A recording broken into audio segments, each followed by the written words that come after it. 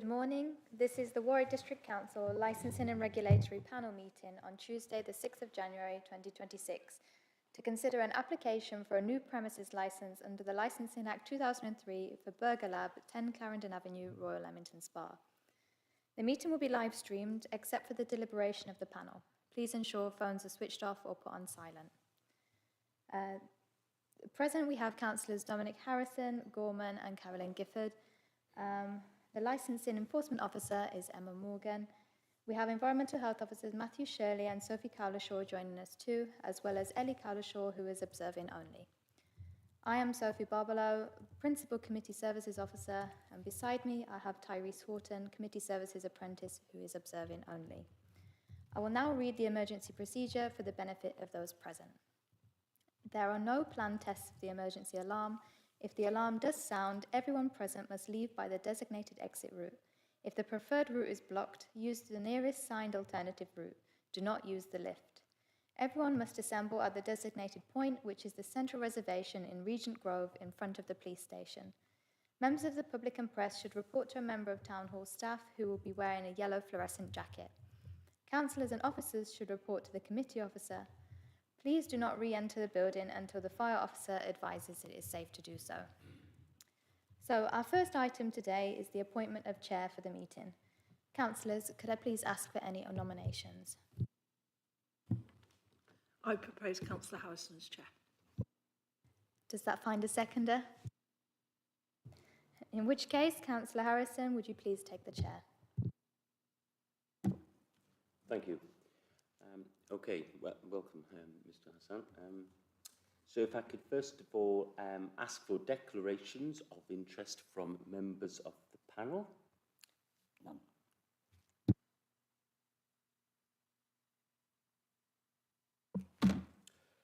And if I could ask everyone to introduce themselves, yourself and members of the panel as well. If I could go around maybe start from yourself, and if you could come around clockwise from where I'm sitting. Thank you.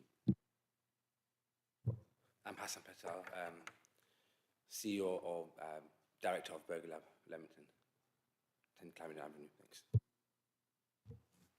Matthew Shirley, Warwick District Council, Environmental Health. Sophie Cowlishaw, Warwick District Council, Environmental Protection. Emma Morgan, Licensing Enforcement Officer.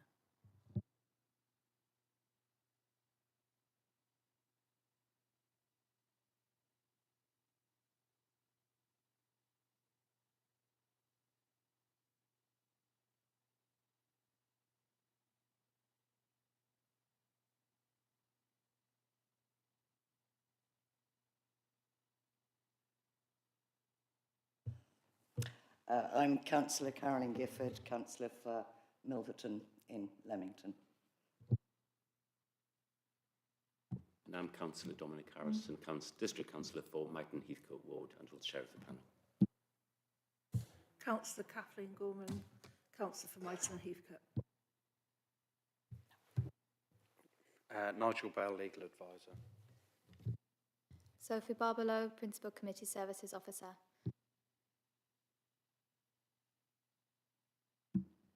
Okay, thank you. I'm now going to read the procedure for the meeting. Is this the full in the italics?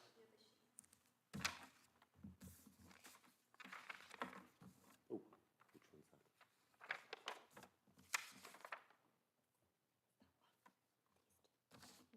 The whole thing. Okay, so the licence officer will present their report, and then any consultees or members of the public in attendance will register to speak, will be invited to make their representations to the panel.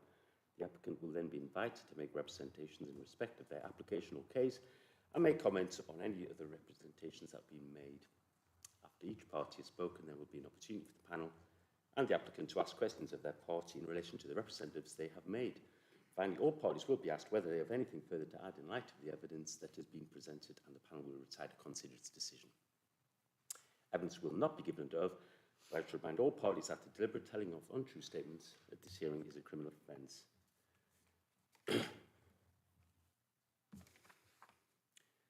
All representations questions should be addressed to the chair. and direct cross-examination will not be permitted. The panel will only consider factors that are relevant to the 4 licence objectives, namely the prevention of crime and disorder, public safety, prevention of public nuisance, protection of children from harm, and only insofar as they are relevant to this matter and relevant representations. Although there is no fixed period of time given to each party for speaking, I ask that everyone keeps to relevant points and avoids unduly lengthy or repetitive statements. At the end of the hearing, the panel will retire to consider its decision, and at this time all parties will be asked to leave the room, with the exception of the panel, the legal advisor and the community services officers. The legal advisor's role is only to provide legal advice and not to make any recommendation as to the decision to be made. The panel will endeavour to make a final decision and will reconvene as soon as possible, at which point all parties will be invited back into the room to announce its decision. The decision will also be communicated by email to the applicant. A summary of the decision will then be posted on the Council's website. And finally, written copies of this decision will subsequently be sent to all those who have made representations in relation to this matter.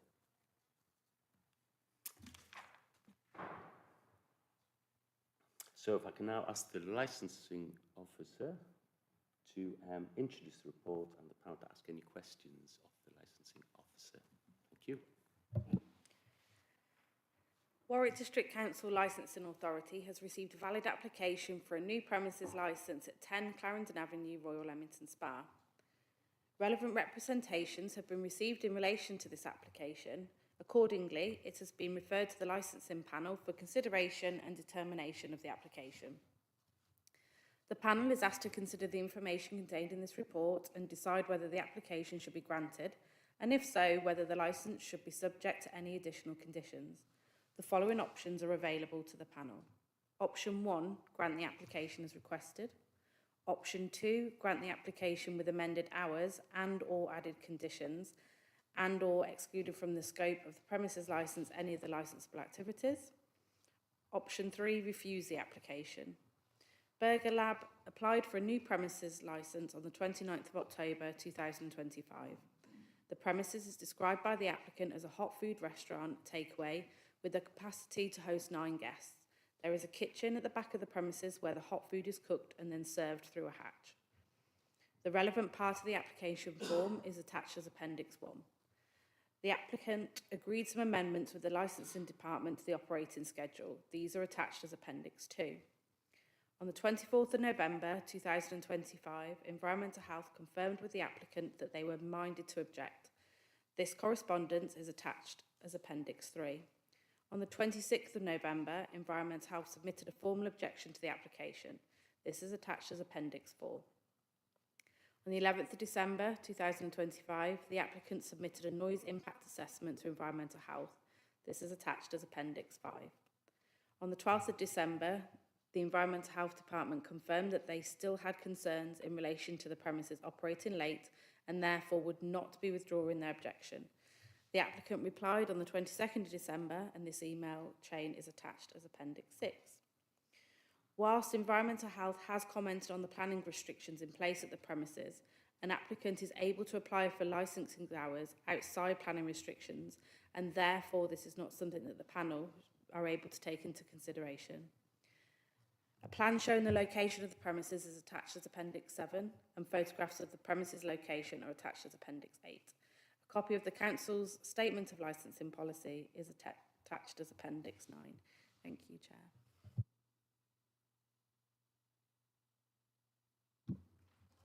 Okay, thank you for going through the report. If I could ask anyone if they've got any questions on the report itself.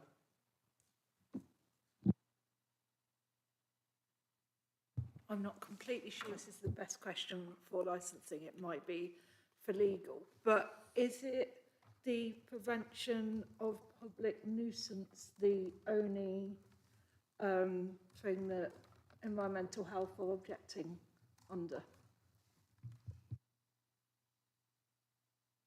That's right, yes.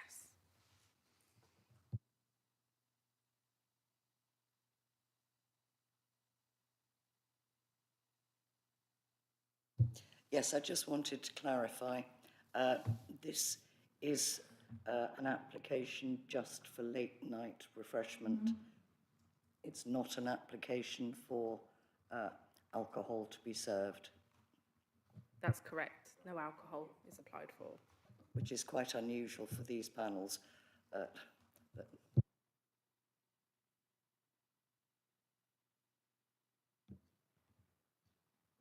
Okay, Mr. Patel, if I could ask you to introduce and go through the application and any other information that you feel as if you'd like to bring to our attention as well as part of this application. Oh, sorry. Oh, okay, it's not on the procedure. Sure, the environmental health, yeah, okay. Thank you, environmental health, sure, okay. The Environmental Protection Team have reviewed the relevant documents and associated correspondence and have comments on prevention of public nuisance for Burger Lab, 10 Clarendon Avenue, Leamington Spa.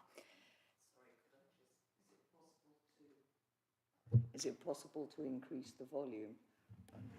Struggling rather. We have reviewed the relevant documents and associated correspondence and commenting on prevention of public nuisance for Burger Lab, 10 Clarendon Avenue, Leamington Spa. We received the noise impact assessment, which outlined the extraction system running on worst case scenario would be of low impact on the local amenity during extended opening hours from 2300 hours to 0300 hours, therefore addressing our concerns regarding plant noise. However, the report does not measure the transfer of internal noise between the ground floor restaurant and the first floor residential premises above, which shares a parting ceiling. Furthermore, the noise assessment does not remove planning conditions imposed on the premises, which have yet to be discharged. As these have yet to, the planning condition relates to the submission of a noise insulation scheme, which is yet to be discharged. We have no information regarding the protection of residents living in the upper floor flats. It therefore does not evaluate the transfer of noise and is not clear on the protection provided. Therefore, we cannot be confident in extending the opening hours of the premises will not lead to noise nuisance in the residential property above. The noise assessment also excludes noise arising from customers entering and exiting the premises, food delivery drivers, and car door slamming, which comprise of regular, short duration, loud instances of noise which are hard to quantify and control. This type of noise will disturb people's sleep in the surrounding area and therefore negatively impact on the amenity of the area. In response to opening hours of other licensed premises in the area, there are 6 licensed premises along Clarendon Avenue, 3 of which are open for late night refreshments past 2300 hours. The Clarendon is licensed for late night refreshments until 0100 hours, Thursdays to Saturdays, with the flat above the premises being affiliated with the public house. The service station across the road is licensed for late night refreshments until 0500 hours every night, as the present premises is open 24 hours. The shop itself is closed at night and service is provided through a hatch. The White Horse is also licensed for late night refreshments until 0200 hours, Friday and Saturday, with no residential properties above the premises. There are also conditions on the licence which state there should be no consumption of alcohol or hot food and drink in the beer garden after 2300 hours. The gates at the front of the premises leading onto Clarendon Avenue remain closed after 22:45 hours in order to reduce noise breakout from the beer garden, and all nights egress from the premises after 22:45 hours to be from the rear only, meaning the main entrance is not used and customers are moved away from the main street, Clarendon Avenue.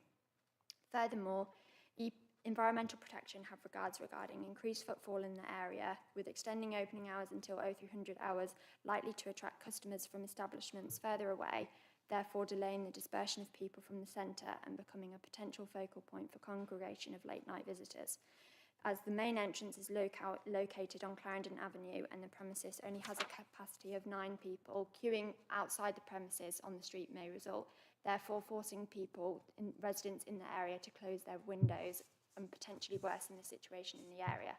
Based on our review, the Environmental Protection Team do not believe the circumstances have changed and do not support a deviation from the original objection.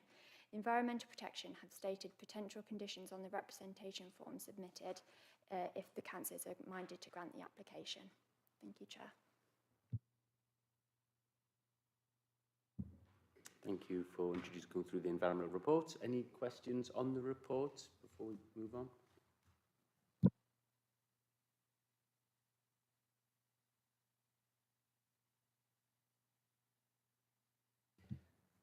And there have been no other input or comments from, I suppose it hasn't gone out for consultation, so you've had no other comments or concerns from residents in the last few months, I guess? So the application obviously had the 28 days where anybody could make representations. We haven't had that. Whether there's any complaints to environmental health, that would be, I'll pass that back. Previous premises haven't been open past 2300 hours due to a planning condition that was on the previous premises. So we have not received any complaints regarding after 2300 hours. Thank you. Okay, so if I can ask the applicant to introduce your application and any further information that you'd like to. Is it possible I can ask a question to him? Or At this stage, no. It's just That's yourself fine, yeah. introducing the No reason, I application, might forget and later, but yes, fine. if you might get the opportunity later on to ask any questions as the conversation No problem, develops. that's fine. Okay. No, apparently no. Okay, so I'm just going to go through what the Environmental Health and Council have come back to us with in terms of our noise assessment report. Our noise assessment report was addressed and it was of low impact, but what wasn't measured was hypothetical internal noise, hypothetical external noise transfer, and also the planning conditions which are not licensed matters at the moment. The Environmental Health went on to say, however, the report does not measure the transfer of internal noise between the ground floor restaurant and the first floor residential premises, which above which shares a party ceiling. We can understand that while the report focused on plant noise, there's no evidence before the panel of internal noise causing disturbance.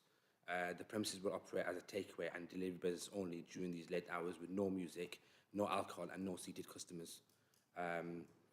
The late night operation will have reduced internal activity, not increased, and having no music, which is the biggest source of noise, which has been removed. The nature of the operation is quieter than during the daytime because there's fewer people, mainly delivery drivers, which can be easily managed. The Environmental Health went on to say the noise assessment also excludes noise arising from customers entering and exiting the premises for food delivery drivers, car door slamming, and comprise of regular short duration loud instances of noise which are hard to quantify and control. Here there's no measurement, there's no data. The panel, the Environmental Health haven't put any complaints forward from the other premises which are open past 11 o'clock, 2300 hours. Also, there's a 24-hour petrol station directly opposite the premises. Again, this is it's not evidence-based, it's all theory and hypothetical, so it's something that can be managed from within the premises ourselves. And saying that it will disturb people's sleeps in the surrounding area, therefore negatively impact on the amenity. I can understand that the White House, for example, has they've managed their conditions well, and that's something that we can do easily as well. There's no evidence before the panel that residents are currently disturbed by late night activity in the area, which already includes late night bars, a 24-hour petrol station directly opposite. Furthermore, the noise assessment does not remove planning conditions imposed on the premises which have yet to be discharged. This is something that we need to do from ourselves. We have already had the noise assessment done for the extraction unit. A planning condition, again, are their legal regime, a separate legal regime. The presence of an undischarged planning condition cannot be used as a grounds to refuse the license application, I believe. And I think that if the license is granted, I'll pursue these relevant planning matters separately as well.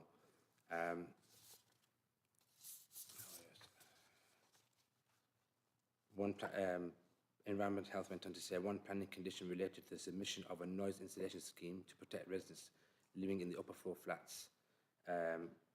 These details were not included or submitted in the noise impact assessment report. So the transfer of noise isn't measured at all.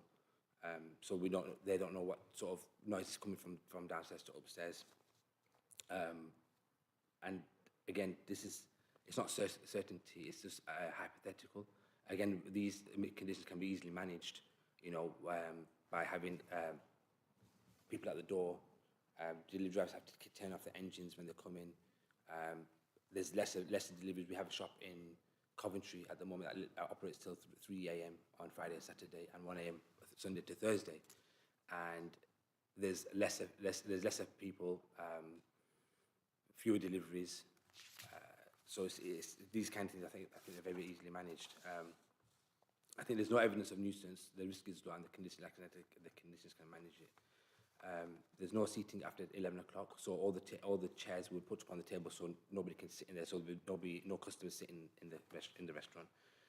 Prominent signage requesting drivers and customers to leave quietly. No idling engines. Staff supervision on entrance during late hours. We have 2 members of staff who's SIA trained, so they have badges. So if there's anything like that, they're trained through security. No deliveries via the front entrance after a set time if required. Doors kept closed except for access, and we'll keep a complaints log and made available to council when necessary. I think these conditions directly address the concerns raised by environmental health. They've confirmed that the plant noise is not an issue. The remaining concerns relate to unmeasured speculative noise associated with normal vehicle movements in the area that already operates late into the night. So there's, like I said, 6 premises that already operate past 2300 hours, and the 24-hour petrol station that's directly across the road. For us, we're willing to accept reasonable conditions to manage any risk if possible. And I respectfully to submit that granting this license would not undermine the licensing objectives at all.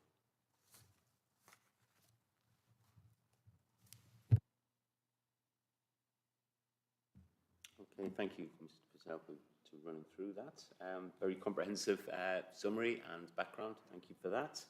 In fact, now we'll go through any questions that the panel members may have, and indeed, then anyone else have got asked questions to the applicant as well. Okay.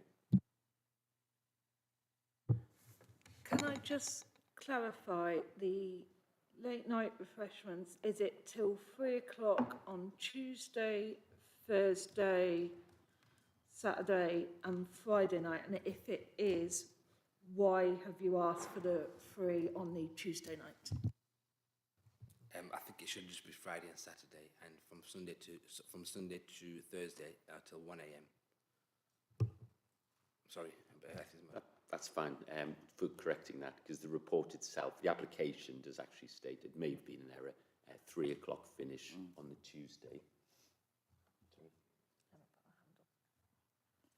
Oh. Sorry. So because you've asked for 12:30, you can't extend that hour today. You can't extend to 1 o'clock today, because that would have to go to another consultation with the public. So you will have to stick with the 12:30. You can reduce your hours today if you wish to for some of the other days, but we wouldn't be able to consider 1 o'clock. Okay. Well, I'm happy to see what's reasonable. I mean, at the end of the day, look, 3 o'clock might be a push on Friday, Saturday. We open until 3 o'clock in our Coventry store and in our Leicester store. So even if that's reduced to 1 a.m. or 2 a.m., that's fine with me as well, on Friday and Saturday.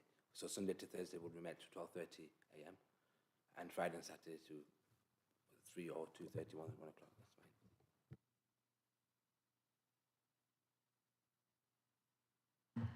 fine. Yes, could I ask, do you have much experience of running similar establishments before? Yeah, we have currently 4 stores operating under the Burger Lab and 1 in Qatar. Come on, check that one. Do you envisage the majority of your customers being there in person, or quite a large proportion, presumably people will be able to order delivery through Deliveroo or whoever else? I appreciate you can't necessarily predict at this stage how it will be, but I suppose what I'm trying to work out is the relative proportions, particularly if you have late night opening. Yeah, I think we based it on our other stores as well. We've seen a big shift of people either sitting inside and ordering delivery. Now, in our other stores, we have about 80 to 20%. 80% is delivery and 20% is seated in. In our Coventry and Leicester store, nobody comes in after around about, I think, 1 o'clock. It's all delivery, and there's a large populated student area and student customer base we have, and they all order delivery. So, based on our other stores, we don't envisage anybody coming to the store probably after about 12:30, 1 o'clock anyway.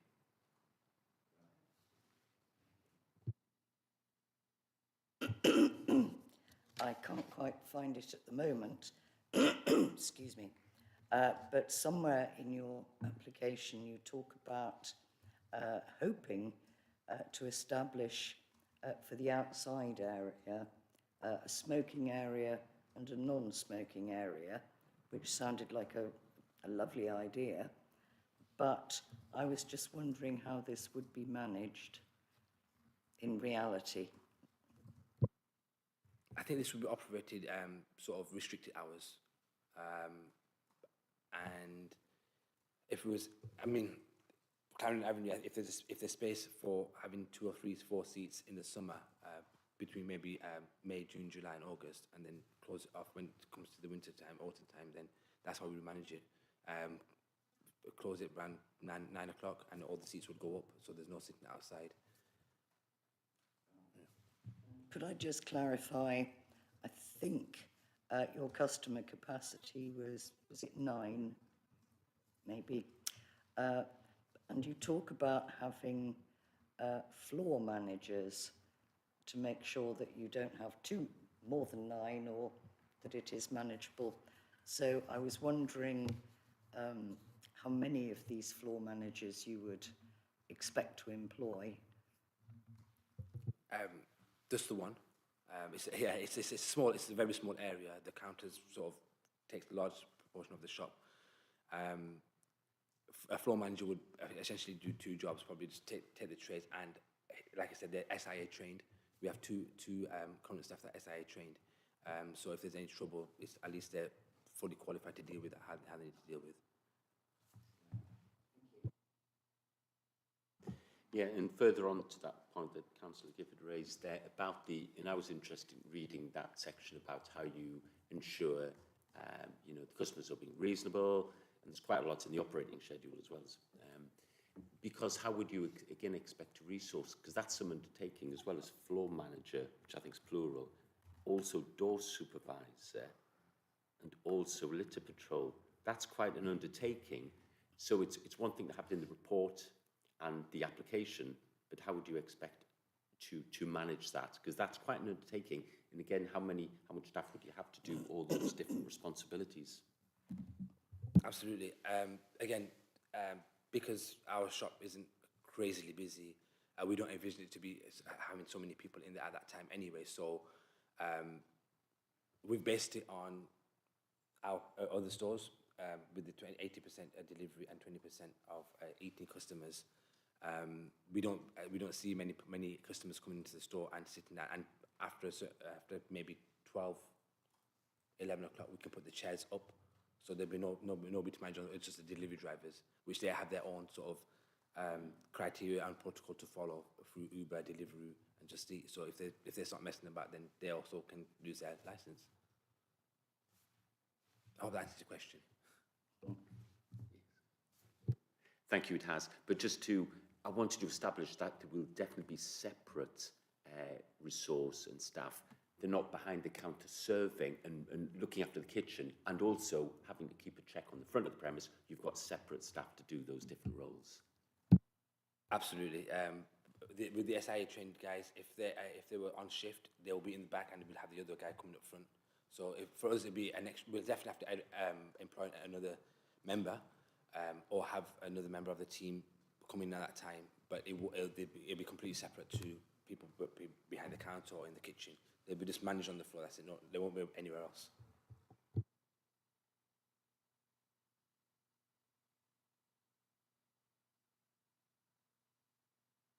Okay, so thank you for answering those points. It's about the timing then, because we did have concerns, which was brought up in the environment report as well, about the timings. The fact it was 3 o'clock was mentioned. Neighbouring premises seem to be 12:30 thereabouts, and that's the main area of concern.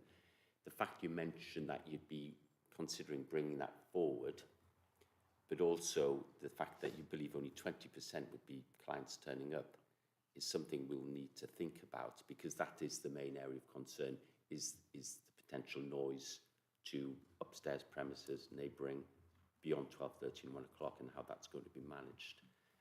You said you'd be happy to, and I don't know whether this would be a separate application to bring those times forward. Close to 12:30 is similar to other premises in the area. Beyond that there's greater cause for concern and complaints, and which is the teams will be mindful of. But I don't know how that would work. Maybe question whether that would be after a separate new application to really nail down what these new times would be, and the fact it's more of a pickup than customers turning up. So, as part of your decision making, you can grant the application for shorter hours. So that is something you can do today if the panel thinks. So that is something you can consider. And if the applicant does want to put those hours to you today, then again, that is something that you can take as part of your decision making. You can also consider whether to add conditions to only allow deliveries rather than the door not being open for walk-ins after a certain time. That's something else you can consider. And just slightly separate, but I just wanted to remind the applicant and just to make you aware that if they do want to use the outside with tables and chairs, they will need to apply for a payment licence separate. So that would be considered, and the hours to use the outside would then be considered at a later date as well. And that'd be something that we would look at the time, whether that was suitable to use the front with tables and chairs.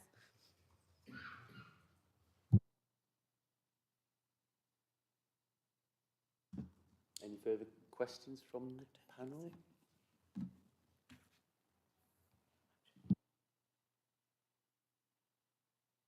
Chair, do we need to clarify now what times the applicant will consider?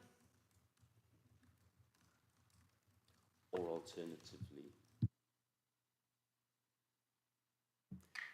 Yeah, I mean, this is a part of our consideration, and therefore you'd want to say anything further on the timings, because we'll be considering this as part of our deliberation.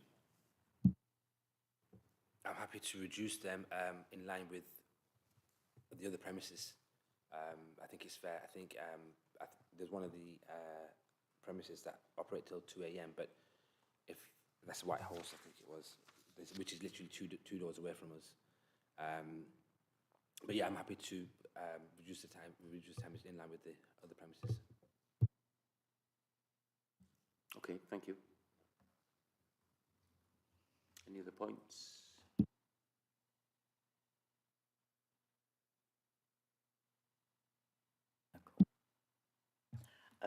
One slightly belated question, because it's for people who aren't familiar necessarily with Clarendon Avenue, it is helpful to have the photos of the premises. Are you actually up and running at the moment anyway? Yes. It's been about, I think, 3 or 4 months right now. Okay, but at the moment you're having to close at 11, right, okay, thank you.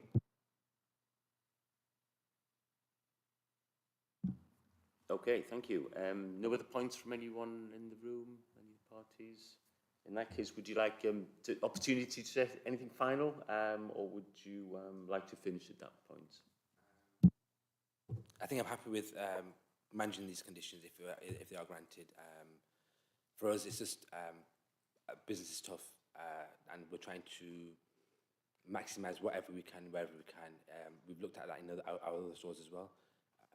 With Coventry, it was granted straight away within the 13 days. We put the blue notice up, there was no objections, and it's been managed very well. We've met the council's condition of putting a CCTV camera up outside, and anything else, a poster inside the shop. Again, these are things that we'll easily do, not a problem. So I think we can easily manage any conditions that are put forward to us, because we have the staff. I think we have the structure to do that as well. If I could ask a further question on that point, as you say, it's about managing the circumstances that they've got, and I'm thinking about the stores in Coventry premises, and also it's about the noise. It's about the noise that wasn't necessarily picked up over time period because they're short burst, quite loud, such as car slamming doors and that sort of thing. Do you have a relationship with your delivery drivers? Do you get to know them? Do they respect you? And I'm asking you sort of in your experience, or are they, they're very difficult to manage? I'd be interested in your thoughts on how you could really manage that situation if you have, for instance, pickups after 12:30. We have a great relationship with all our delivery drivers. Some of them are new, some of them don't. We never know, but a lot of them are ones that can work 20 hours. The majority of them come on bikes, electric bikes, which are they have no sound at all. Very respectful. They are respectful of their rules, what they have to do for Uber or delivery. For example, some of them come without bags, and it's cold. And whether they're parked up down the street, we ask them to go and get their bag because it's part of the rules. And if they refuse, we don't give them the order, but we can also report them through the apps, straight to Uber, straight to delivery or Just Eat. So if there's any nuisance they've caused, their ID comes up and they're marked down, and they will get sort of an email or whatever it is from these aggregators to say that this person made a complaint against you, and then it'll escalate from there. And I think they know this as well, so they're very cautious. They just come in, collect their order, and they're out. And they're always working very sort of fast because there's so many delivery drivers out there now. Everyone's they're always picking for jobs. They're always looking for jobs. So as soon as one's done, they're out to another one. They're not there to cause a nuisance or start arguing with the shopkeeper. That's the last thing they want to do. They'll wait patiently. We asked some of them in McDonald's. McDonald's is very busy in Coventry, and they have to wait 25 minutes. And we asked them, what's that like? And they just stand there. They don't say nothing by waiting because they know they have to wait. For our food, it's either prepared, so it's in and out. We don't get a crazy amount of orders, so we make sure the order's prepared before the delivery driver comes. So he scans his barcode onto wherever it is, give him the food, and he's in and out. So I can understand it's short burst. Again, there's majority of them are on bikes, and there's probably more noise coming out of the 24-hour petrol station than there is from the shop. Okay, thank you. That's very useful. Thank you.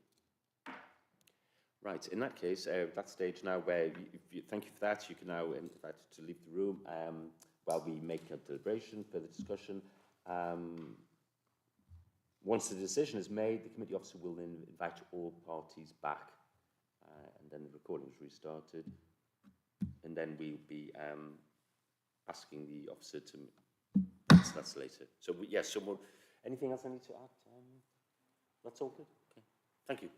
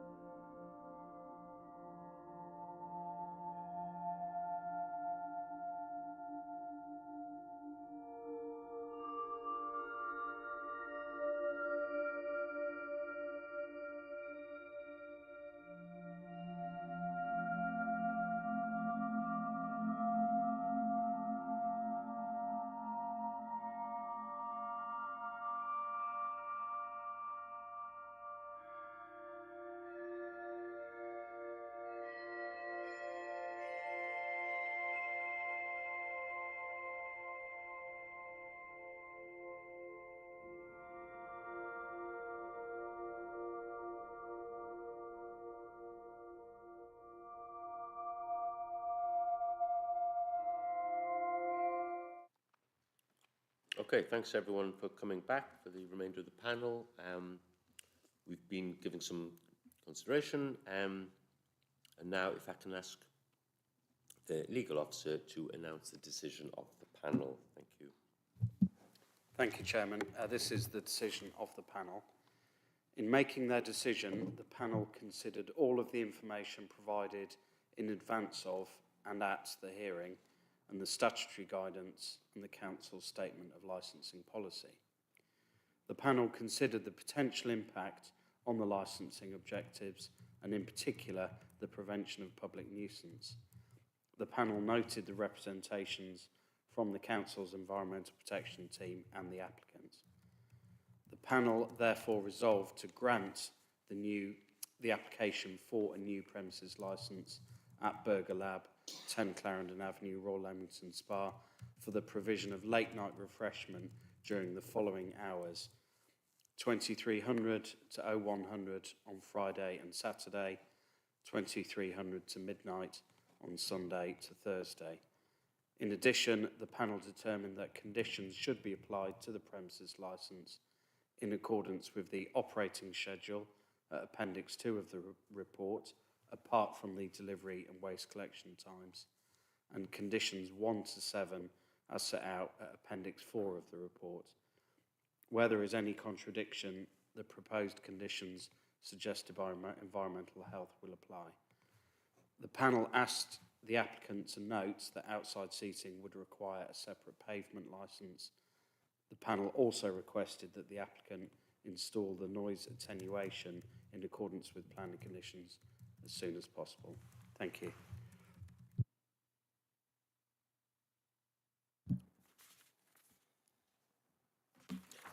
Thank you. Anything further to add? That's it. Okay, thank you, panel and attendees.